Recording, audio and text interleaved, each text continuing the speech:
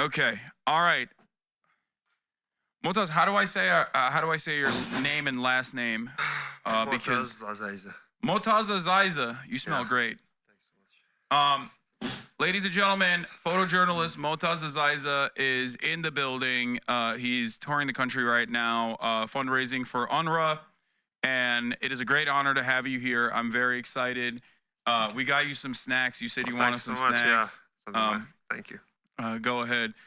I have some like American snacks that I want you to try as well, if you don't mind. But it's up to you. It's Yeah, cool. I hope it's good. Okay. All right, Motaz. So how long have you been in the States? Now it's like around 2 weeks.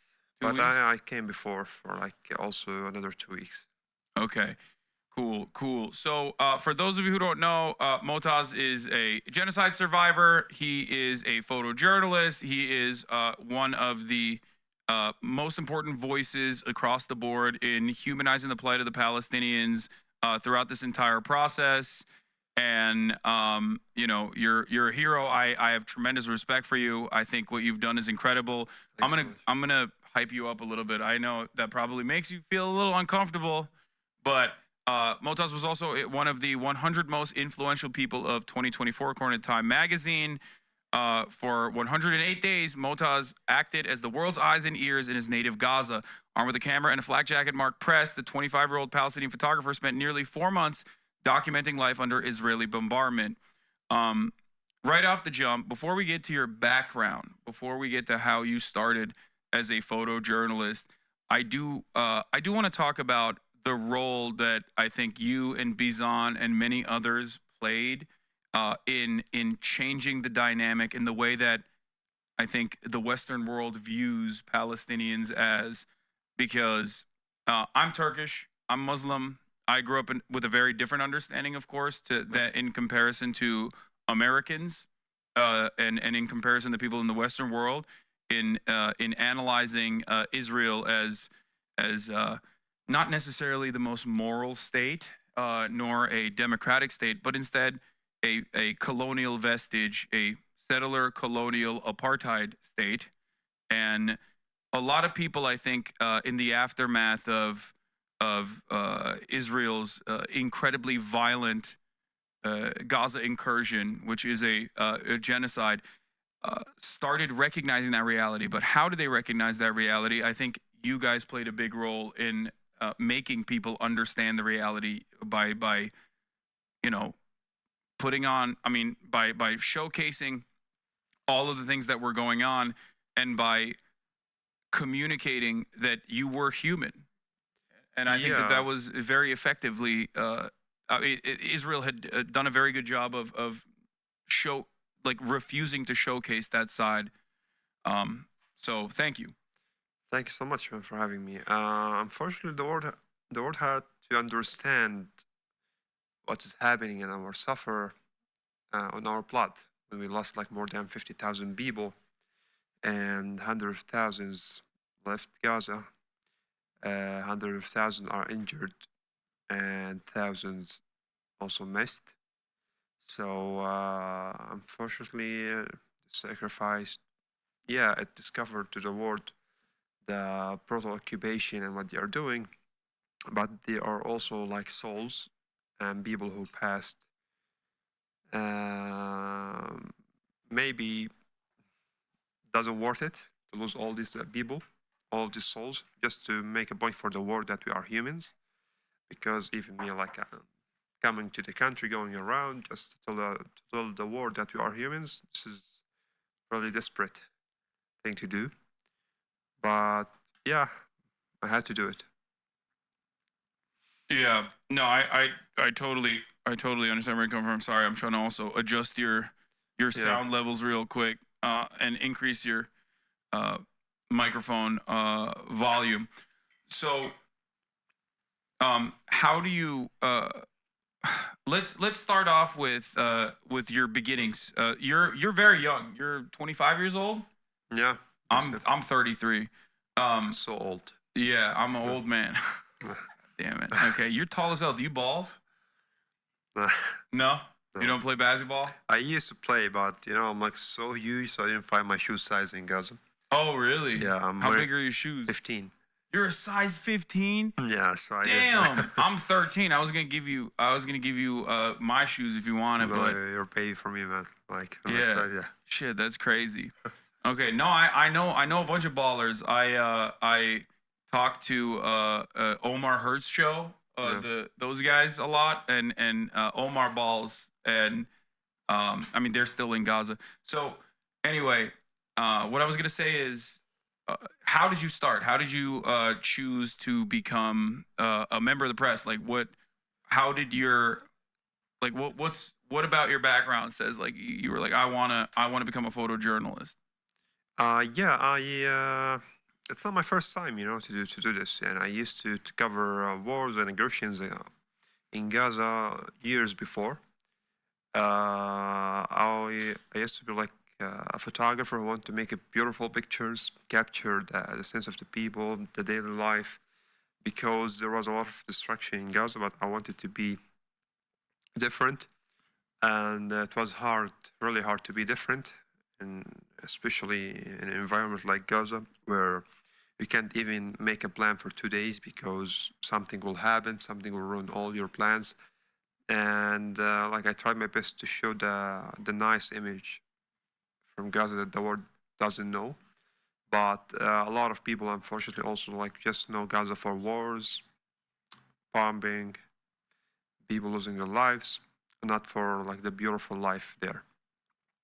Yeah. And it wasn't also, to be honest, wasn't easy life or really beautiful, but we're trying always to make it looks beautiful because our resistance is in our existence. So yeah, and like I covered massacres in 2017. I got a shot in my left leg in 2018. I was a volunteer paramedic with the BRCS. 2019, some aggressions, I was like covering it. 2021 for 11 days, I was like a really big escalation after Sheikh Jarrah, what was happening in Jerusalem. And then in 2023 in May, there was also 5 days of aggression. So I was like also documenting this. And yeah, that's Okay. genocide. Um, what is one aspect of living under the Israeli occupation that people don't necessarily know about or talk about that you think is unique?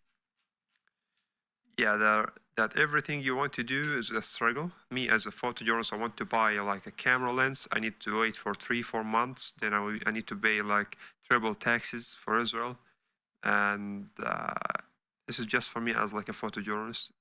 And imagine the other stories of the people. If you want to start a business, if you want to travel, everything is will suffer. You can't. Me from Gaza, I can't go to the West Bank or Jerusalem. The people from West Bank can't come to Gaza. Also, they can't go to Jerusalem. So we don't have the freedom of movement in our lands. And if you want to go there, you need a permission from Israeli occupation, and you need to be like very sick. You're going to die. So maybe they can give you the permission. Sometimes they give you, sometimes not. Everything it's under their control, and yeah. So you don't have your freedom in your land even. Yeah.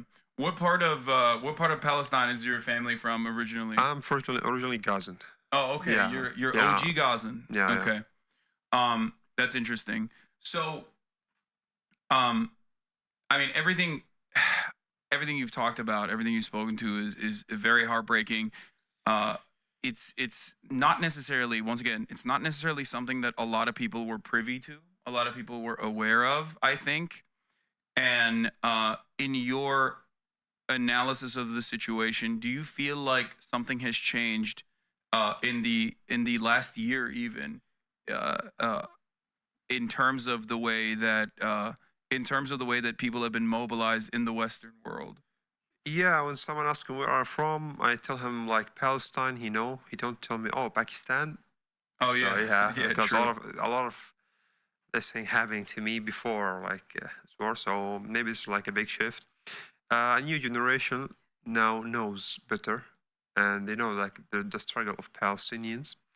and a lot of people support now our right to resist the occupation, because everyone who's living under occupation, you have the right to resist the occupation in every means he can. So yeah, but we couldn't have the real support on the ground. So no army moved his tanks to support us as Palestinians fighting the occupation. No one entered Gaza to say, I will protect the civilians. Yeah, so in a way, you feel that no one sees you as a human from outside, that you deserve like to protect you. And we've been like asking for international protection from the Israeli occupation for long years, but nobody did anything. So yeah, okay, we're doing our best just to maybe to survive, to prove to the world that we need your support to resist this occupation and to have our rights in our land. Yeah.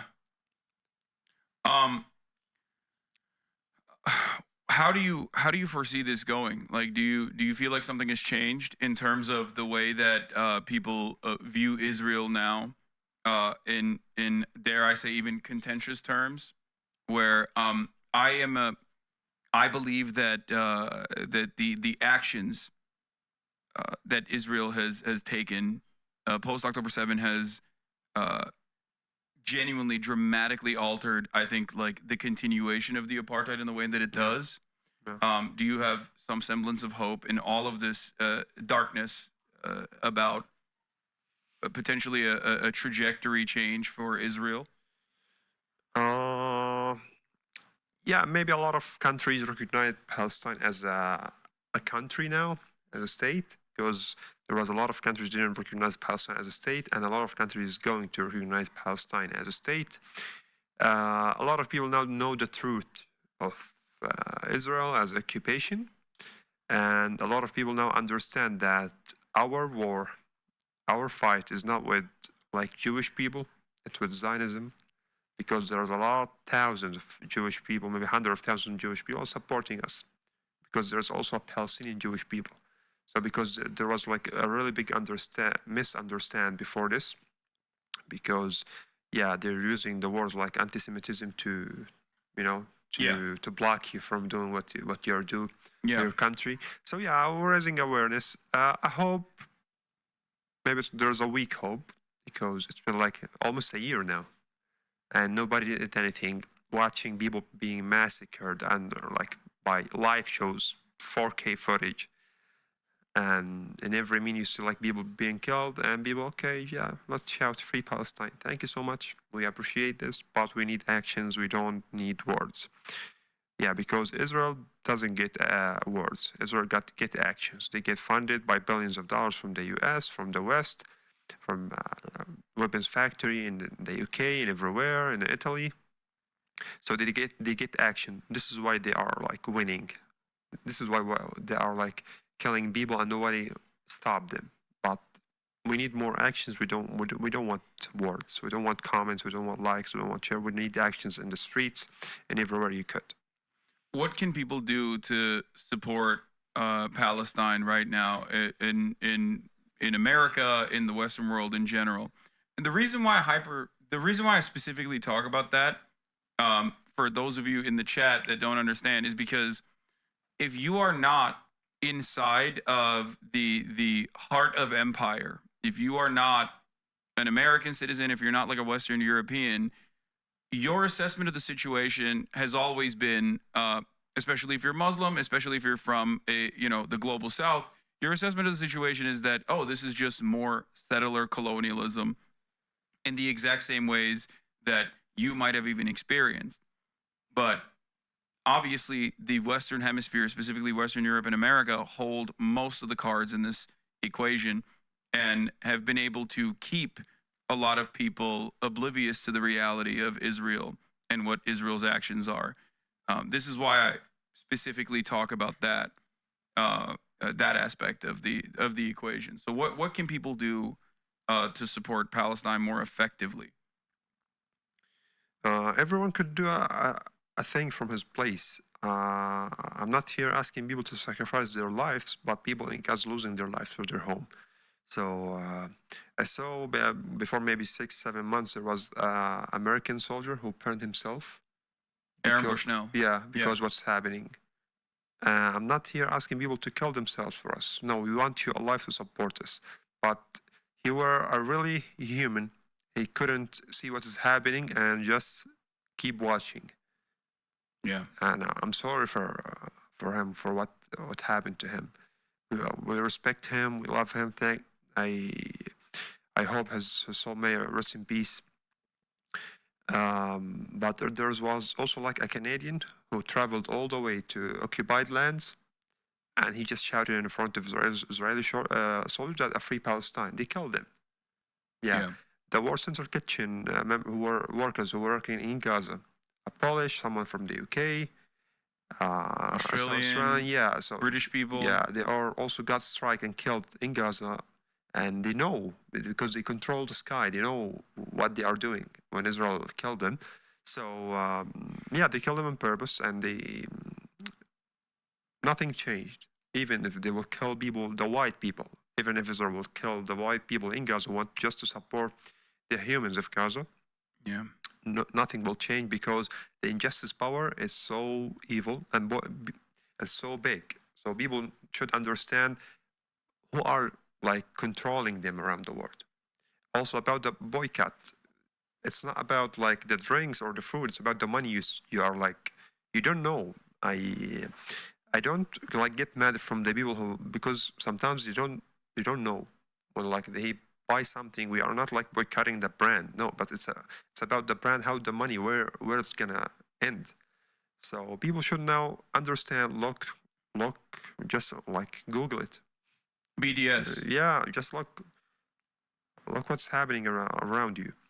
Uh, if you will not act for Palestine, just act for yourself. Know what you're doing. Know what's happening behind the scenes by your money, and how like what your kids are watching, what they are known from the world. So because okay, what's happening in Gaza now?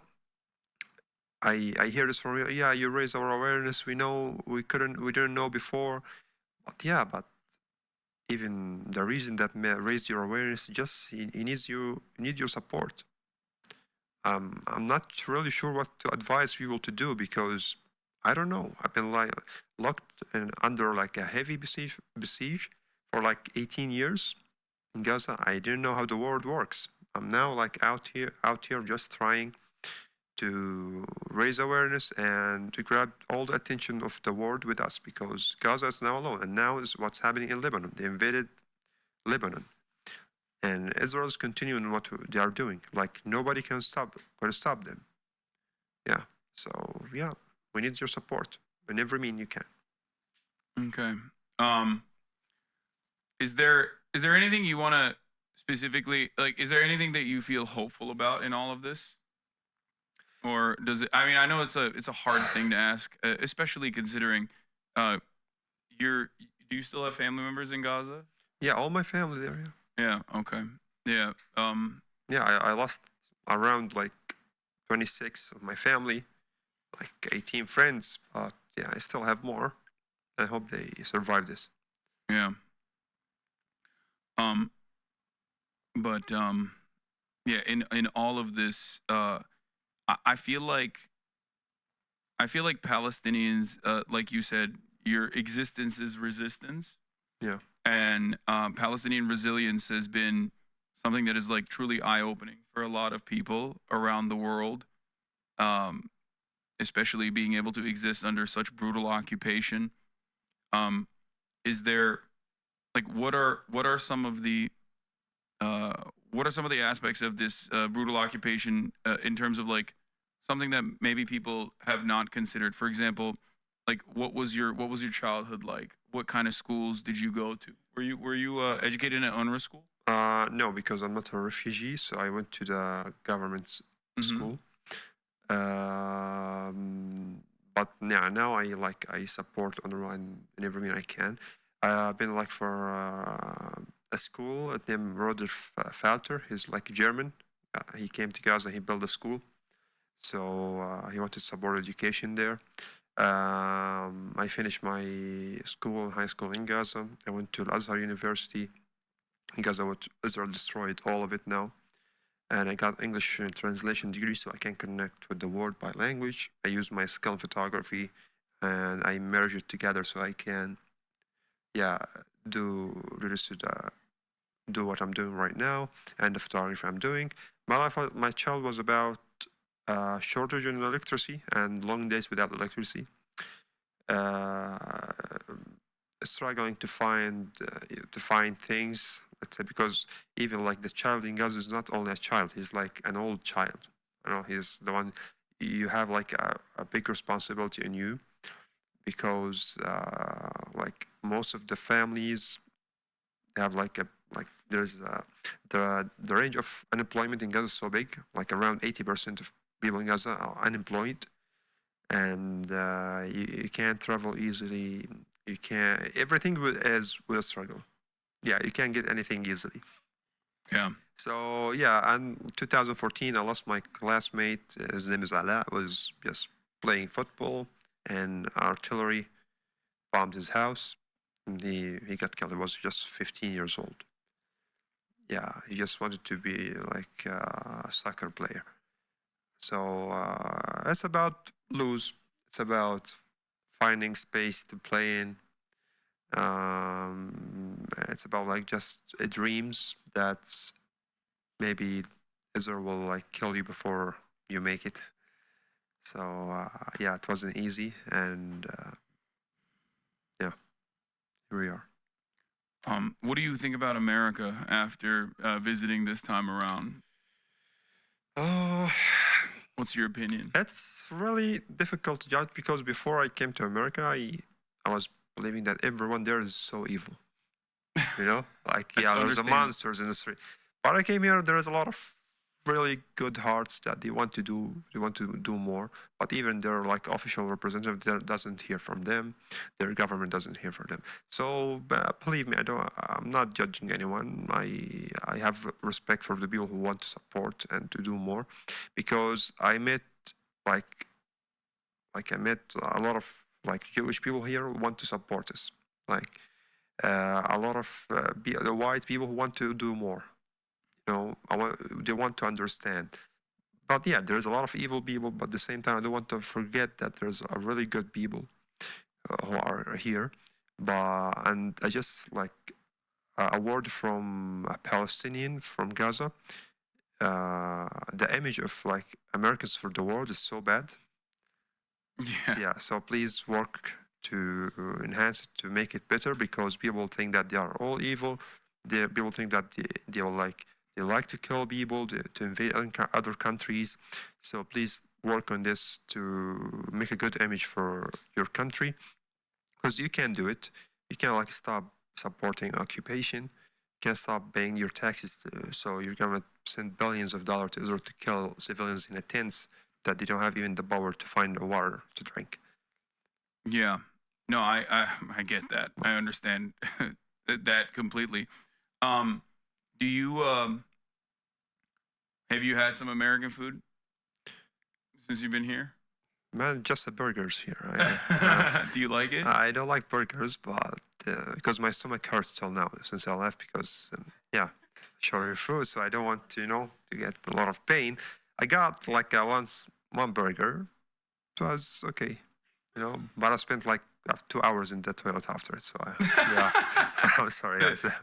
No, don't apologize. I'm not gonna lie. The kebabs here are not as good, unfortunately. Nothing like home. Yeah. But there was like Yemeni food. There's some like Palestinian bakeries here. So I'm trying, to find something to eat. Yeah. Yeah, I came from Gaza. There was like no food. I came here. There's a lot of food, but you can't eat it. So Yeah. it's the same way. No, that's something that I mean, I like the American food. I'm very Americanized in that regard. Even when I was growing up in Turkey, like I was a burger eater. Yeah. So I do miss Turkish food obviously every day, and I do eat Turkish I food miss the pretty Turkish much. sweets. I like the sweets in Oh Turkey. yeah, yeah. Well, there is some good baklava out here, Yeah. for sure. There is like some places that I think they like ship it from Turkey. No. But yeah, I feel like have you had a burrito yet? Burrito? It's like a wrap. They even do it like I think I guess like carnitas are very similar to shawarma. I Even. got some tacos. Yeah, it's like a bigger taco, and it has like rice in it. Okay, It's I'll crazy. try it. You gotta have a breakfast burrito. It's Should. gonna blow your mind. I should. Wait, you're Muslim, right? Yeah, Yeah. Okay, so no bacon, but no bacon. Yeah. no bacon. Everything else. Yeah. Okay, you can't have the carnitas. Yeah. You gotta do al pastor, and then we're gonna have you back to do a snack tier list I of like should. what made your stomach hurt the least out of everything that you had. Like anything with oil, anything with like meat. Either sometimes the water here makes my my Al stomach pastor hurt. is pork. Sorry. So, okay. Yeah. No al pastor either. Yeah. My bad. What were you saying? Like anything with oil. So I'm not sure. Everything that I eat here hurts. So Yeah. maybe the problem is with me. I'm sure because a lot of people eat food and they're good. Well, Just I mean, yeah, you getting grew up in fat and- Gaza. yeah. I feel like your diet was very different than the average American diet. Yeah, because like the diet in Gaza was different the last time because I lost around like 12 kilograms in less than 3 months. So yeah, it was different. But the food like in Gaza, it's really you find equality there. Yeah, our food is really special, and I hope everyone could like one day to try it in Gaza or Palestine, not just Yeah. outside. Do you watch anime? No. You don't watch anime? Morgan made me ask that question. She's over there. Oh, Captain America. What do you- Okay, anime. Okay, because no, not anymore. When I was young. When you were young, you were. Yeah. Bro, you're still young. You're 25. What do you mean when I was young? Like I'm 25, but no, I don't have time to anything now. I'm just Uh-huh. so there's no time for. What about like what about like American movies and stuff? Like I'm Yeah, sure you like grew I up used to. watching them, Because right? I learned a lot of English through the movies, especially Me like too. the American movies. So yeah, like I'm now trying to watch Prison Break. I know it's so old. But, Prison Break. Yeah, I'm trying to watch it. Yeah, You got to get up to date, man. You gotta watch like Breaking Bad or something. I should, but it's like so too long, you know. Oh yeah, it is. Yeah, too it's long. a lot of series and yeah, Or I need time. Sopranos. yeah, I need time. Dude, there's so much. There's so much that I'll give you a list of I stuff watched to watch. Matilda. Matilda was good. Matilda? Yeah, yeah. What? Just like for an hour and Yeah. 40 It's- minutes, so it was good. Yeah. Okay.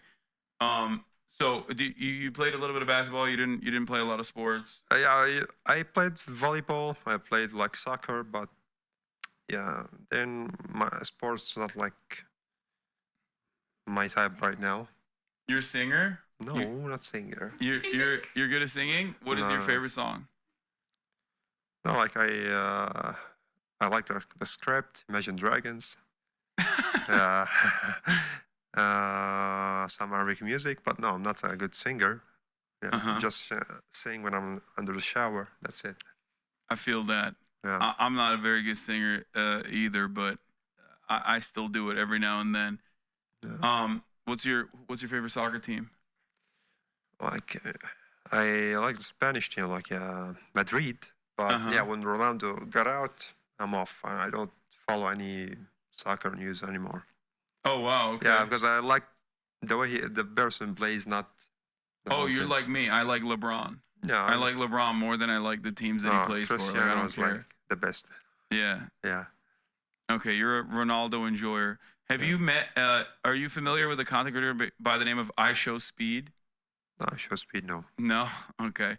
He's a big Ronaldo fan, Oh. and he's also a big fan of Oh wait, Palestine yeah, as well. yeah, I know him. Yeah. Oh, Yeah, so you have seen him? yeah, he's always screaming, you know. Yeah, he's always screaming. He's always going free Palestine. Yeah, I saw that. Yeah, That's cool. It's cool Yeah. that you know Speed. That's crazy. yeah, I know him. He's also a streamer like myself. But I mean, he's a little bit crazier than me. He's a lot younger. So, that's cool that you know Yeah. that. So you're also, by the way, chat, if you want to donate to UNRWA, There's a link that you can donate to as well. Let's talk about UNRWA for a second, because a lot of people don't know. Like, a lot of people are just fed whatever the media is telling them. Yeah. Okay. Oh no, my dog is my groomer just brought my dog in right at this very moment. No, don't worry about it. Do you like dogs? Not very much. Not very much. Okay, we won't bring the dog in. No, this is a big old dog. Yeah, Hold on. I wish he don't want me to play with his belly. So yeah, he'll stay around. That's fine. Oh no, she's very friendly. That's not a problem. But hold on, Morgan. You want to take over here for a second while I handle this? Yeah. Yeah, come in. The problem is there's only one mic. So Yeah, you can sit in this chair. All right, and then I'm taking. What's up, Layla? You have to talk very close to the mic so to pick up. Hey, everyone, you hear me? That's perfect. All right, cool. Well, I'm Layla. I work with UNRWA USA. I'm the Senior Director of Communications, and I work with this guy, Motaz. Hello. Hey, I guess I'm going to be a sub-in for Hasan while he takes care of his dog. So I want to tell you about our work. UNRWA is the UN Agency for Palestine Refugees. UNRWA USA is the nonprofit that supports our work here in the U.S. through fundraising and advocacy activities. So we're here in California. Oh, you can't hear me? We're here in California. Can you hear me better now? Yeah, go ahead. Go All ahead. right, stay close to the mic. I'm not used to this, y'all. Uh, We are here in California on a tour. It's called Gaza Through My Lens, where we're taking Motaz around to different cities in the U.S. We started in Houston. Before that, we did our major Gaza 5K. It's a walk run for mental health in Dallas. We raised $500,000 for mental health. And then we moved on to Houston to do 2 speaking events there. We did one in Anaheim yesterday. 2,000 of you showed up, so thank you. We have another event tonight. Then we're headed to New York City for a couple events, and we'll close out in D.C., where Motaz has the opportunity to really share his story in Gaza through his lens and help people understand, you know, what it's like through the lens of one person, although he represents millions. So, Motaz, how has the tour been for you so far? And do you want to say anything about our fundraising efforts? yeah, like flying is really bad. Yeah, but yeah, it was while meeting a lot of people who want to do more and support. And I'm happy that I'm raising awareness also about the role of UNRWA, because it's like a government on the ground, but not government. It's an NGO that provide people with food aid, medical support, educational support. So yeah, they are really doing a big work on the ground. Thank you so much. Yeah. So this is why I choose to continue and support them, because because even me, like in December, I got some food aid from them, for myself, for my family. So and Israel trying to shut it down because it's the only organization that recognizes the right of return for Palestinian refugees. So yeah, this is why I'm supporting them very well. Yeah. Hello. Hasan, you want to get back on in here? Sure. So I was going to mention real brief that UNRWA is providing it's the backbone of humanitarian assistance in Gaza. It's providing 60% of the aid. When you're donating through this fundraiser that we got going on right now through Tiltify, you are providing that support. And the American people have really stepped up since the U.S. government defunded earlier this year. And so we've been able to give $50 million from people like all of you here on this stream and all around the world to provide for this assistance, which is saving lives in Gaza. I've had the chance to go 6 times myself. That's super rare for a Palestinian American, and we'd love to tell you more about it. But just check out our work at UNRWA USA, UNRWA USA. You'll see more from Motaz. Sorry that our events are sold out. We'll be posting clips and kind of vlog from the whole tour so you can get a sense of what we're doing. But we need you to engage with us from wherever you are in the world to make sure that we can show more Palestine refugees that Americans care. So we really so thankful for the platform. I'm seeing like the comments, they're going nuts. These comments are crazy. How do we keep up with this? I got to pass the mic to our real host. Thank you. Shout out to Shash. Sharia, I know you're a big Hasanabi fan, so thank you for being here, y'all. Thank you, Layla. I have a bunch of diet sodas and stuff if you want to try it. Yeah, but you know, like when I'm traveling, my stomach keep hurts. So whenever, Yeah. it's real bad. I feel like this would take you out. Dr. Pepper cream soda, 0 sugar. It's like a diet. Oh, by the way, that's my dog. That's Kaya right there. Hi. She's very friendly. She's a puppy, but she's pretty big. So This if is a you're Bobby. Yeah, she's a puppy. Yeah. Why she's taller than me, man. she's a big girl. She's like 40 kilos, I think, or maybe a little bit over that. But anyway, yeah. The reason why I brought up UNRWA, aside from the fact that there are people here from UNRWA, is that it is the backbone of Palestinian society. It operates in a similar way to how World Central Kitchen operates, in the way that like when World Central Kitchen goes to different places, they will hire people. They will hire like the local population and go to local kitchens and source the food products from local kitchens. And UNRWA operates in a similar capacity and has been operating in a similar capacity for a very long time in terms of like the 13,000 people, right? I believe. 13,000 people just in Gaza. Yeah, just in. Across all of the fields. How many people across all the fields? 30,000 Palestinians, mostly working in Lebanon, Jordan, Syria, West Bank. Yeah, 30,000 Palestinians working across the entire region. 13,000 people just in Gaza alone, from schools to every aspect of like Palestinian life. So when Israel, which has been very invested in like trying to shut down the funding of UNRWA and remove UNRWA's legitimacy for a multitude of different reasons, like when they were able to successfully do that by just straight up lying, and the American government, following through on that, it was yet another, in my opinion, yet another blow, and yet another way to increase the hurt that it was causing to the Palestinian population. But yeah, we have a direct donation, not even the Tiltify link. They put the unrwausa.org/donate link on there. Is that okay? Yep. Okay, all right. Can you plug UNRWA USA, the tax-deductible entity USA at the end of it? Yeah, that's the one. unrwausa.org/donate. That's right. Yeah. Okay. Do you guys have any other? Yeah, I just swapped the Tiltify now. Okay. Does he have a photograph he would most like to share with us? Do you have a photo that you want to show everybody? Like, what's your? There's a lot of photos and a lot of stories, but yeah, if you I can pull it over here as well. Go like to my Instagram maybe. All right, let's do it. Let's talk about some stories of the people. Do you smoke? No. No? Yeah. You drink? Oh, you don't drink. I don't drink. You're a good Muslim. Smoke. Unlike me. I'm trying to be a good Muslim. So I'm a bad Muslim. Yeah. Is there anyone that you want to talk about here? Oh yeah, go down. Because yeah, here it is. This one. This one? No. Yeah, this one maybe. Wait, I don't. That's a graphic, yeah. The problem is like on Twitch, you'll be banned or what? Yeah, I can't show a lot of the photos. Oh, okay. Unfortunately, that are graphic. Okay, go down and find something else maybe, but most of it is graphic. Yeah, I know. But yeah. You remember Rashida Tlaib? Yeah. She's wonderful. I love her. She's really great. Yeah. Yeah. What's up? Oh, I was giving her notes for me. Oh, okay. Yeah, so yeah, go down. You'll find more. Maybe we can talk about it. Yeah, because most of it is graphics, but there's something on Time magazine. If you'll show it, is for a girl under the rubble, or like the people I lost, or so yeah. There's a lot. We can't just pick. Is there any in particular that you want to show from here? Maybe I go down a little bit.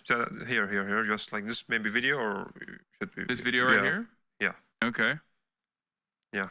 So like this video, like for a mother, she's like grabbing her 2 children, and like the baby's thing, and for more than 18 kilometers she was walking and she passed from like an Israeli checkpoint, and yeah, she just kept grabbing them and bowling them till like more than 18 kilometers.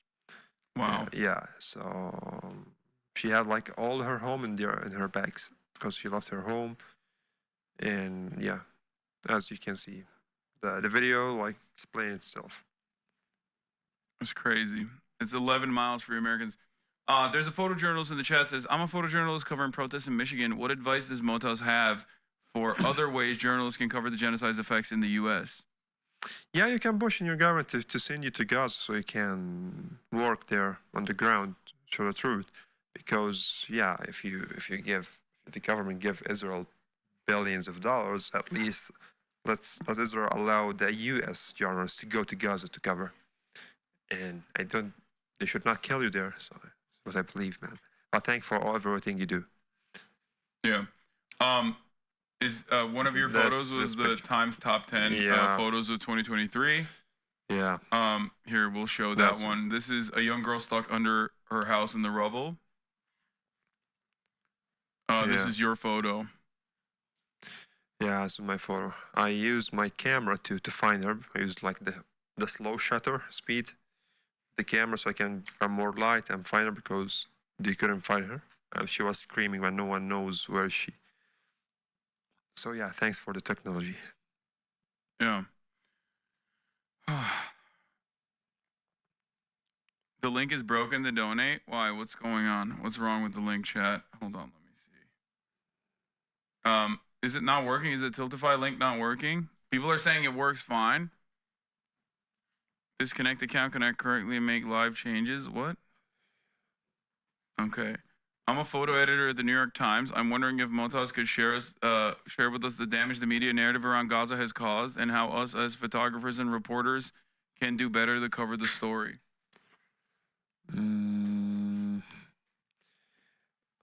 Not sure because like New York Times maybe sometimes I I see some points on them, but they're also trying to catch up to show more.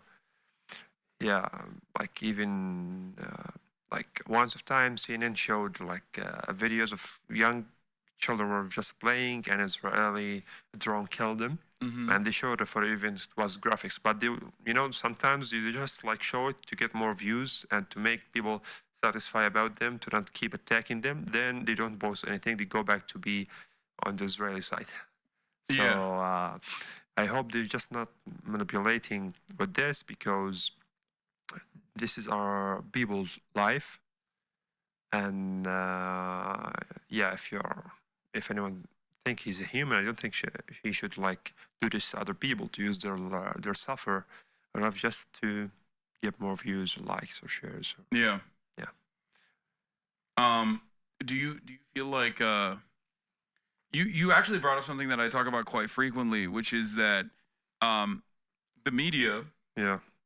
not like the theory, it has the theoretical responsibility of like showing the truth, right? Yeah. Obviously, but the real responsibility, the real goal of the media overall, in my Yeah. opinion, in America especially, is to create an air of objectivity Yeah. so they can come across as legitimate, so they can, in more nefarious ways, lie when they need to, Yeah. right?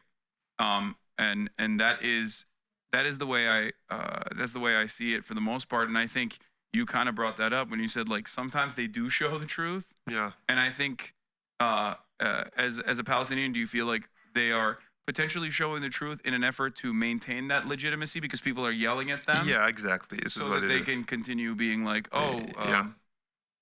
so they can continue using passive voice whenever they talk about like Israel striking densely populated civilian areas. That is what's really happening. This is what I believe is happening for myself personally. This is what I believe in. Yeah. And there are, by the way, chatters, yes, this is something that I repeat all the time. There are great journalists out there, even in the New York Times as well. It's not entirely in their hands, unfortunately. Yeah. Whenever they want to cover a story in a particular manner, there is still obviously going to be editorial control that shuts it down. Are you familiar with Ta-Nehisi Coates? Ta-Nehisi Coates? Ta-Nehisi Coates. No. So Actually. he's a liberal journalist. He actually even worked for The Atlantic, which is Yeah. the editor-in-chief of The Atlantic is the Israeli prison guard, former Israeli prison Mhm. guard. And he had written extensively about, in the past, reparations Mm. and had used Israel as a successful example of how Germany paid reparations to Israel in the creation of the Israeli state in the aftermath of the Holocaust. But then Ta-Nehisi Coates actually went to the West Bank and saw for himself what the situation looked like. And as an adult in his 30s, he went there and he was shocked by the realities. And now, as a very famous journalist and a writer, he has now basically made it his life's mission to correct the record on that, and has apologized profusely time and time again for the role that he found himself playing about, legitimizing this apartheid state. And it's really interesting watching his reception. Originally, that was very positive, like broadly very popular reception, change almost overnight as soon as he started saying the truth that Israel is an apartheid state. Yeah, now look, like what happened in Iraq after millions of people got killed, and now then they couldn't fire like any mass destruction missiles, and then Donald Trump showed and he said there was no mass destruction weapons there. Now, but no one even sued, like his name even George W. Bush. Yeah, about what he did there. So yeah, the same for Tony. Okay, thanks for going and discovering the truth by himself, but also others can go. Everyone can go there and discover and see the truth on the ground. But they just don't want to sacrifice some time in airplane to go and see the truth. If you just don't believe media, go by yourself there and see. Like others, there are a lot of people went there and saw the truth.